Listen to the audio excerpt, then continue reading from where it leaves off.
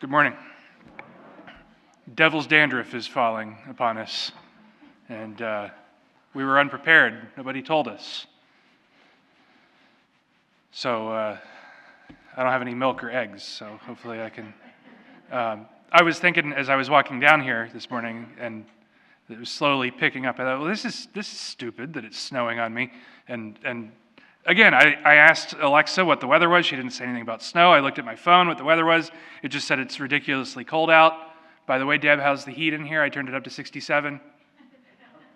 Yeah. And I thought to myself, just the idea of constant preparedness, right? Always being prepared, being ready, memento mori, right? Remember death. Living our lives as if we don't know what's coming next. Living our lives constantly so that we are in a state of communion with God. And how often I think we take for granted that the importance of that. We take for granted the fact that maybe we just kind of assume, well, everybody's okay, everybody's good, everybody's going to go to heaven. I don't know that we can say that. We have to unite ourselves to Christ in a real way.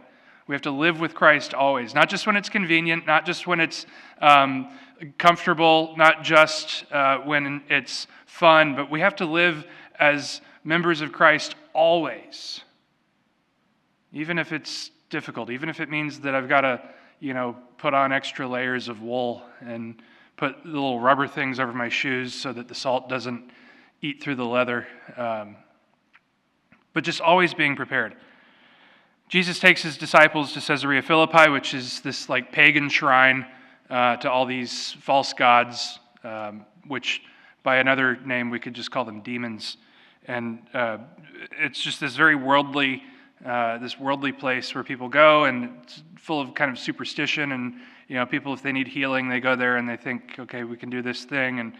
And so Jesus is taking them there, and he asks, "Who do people say that I am?" And then he says, "But who do you guys say that I am? Who do you think I am? I've been spending time with you. I've been revealing myself to you. Who do you say that I am?" And Simon Peter speaks up. He says, "You are Christ. You are the Messiah. You're the anointed one. You are the Son of God. You are the one who we will follow after always. You are the one who we will unite ourselves to." And then Jesus begins to say, "Great, you got that. Now here's for the next part, okay? I'm going to have to suffer greatly. I'm going to have to die because it's part of God's plan. It's part of God's plan that I am the oblation. I am the sacrifice. I am the lamb without blemish. And you still need to follow me. You still need to trust me." That was just a bit too much for Peter. He pulls Jesus aside, right? Hey, look, Jesus, I know, that first time you came out fishing with me, and I thought, who's this guy? What does he know about fishing? I've been out fishing all night. He told me to throw my nets over the other side, and I did, and we caught this miraculous catch of fish, and I threw myself down before him, and I said, "Depart from me, Lord, for I'm a sinful man." But hey, Jesus, come here. What you're saying is crazy, right? You can't suffer and die. We need you here. We need you to show us the way. Little does Peter know, Jesus is showing the way through suffering, through sacrifice.